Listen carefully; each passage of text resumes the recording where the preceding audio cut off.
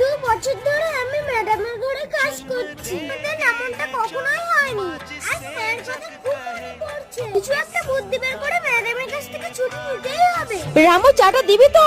অনেক লেট হয়ে গেল তো আজ। হ্যাঁ ম্যাডাম, এই নিন আপনার চা। হ্যাঁ দে চাটা, মাথাটা খুব ধরেছে। কি তুই দাঁড়িয়ে আছিস, কিছু কি বলবি? হ্যাঁ ম্যাডাম, আজ তো অক্ষয় তৃতীয়া। আমি আমার মায়ের জন্য মানত রেখেছি। আর একদিন আমি পেঁয়াজ, মাংস, আদা, রসুন এগুলো আমি পুরোটাই হাত দিতে পারবো না। তাই বলছিলাম 15টা দিনের জন্য আমাকে একটু যদি ছুটি দিতেন, তাহলে আমি একটু গ্রাম থেকে ঘুরে আসতে পারতাম আর সাথে সাথে মায়ের সঙ্গে দেখাও হয়ে যেত। তার মানে তুই বলতে চেয়েছিস আমাকে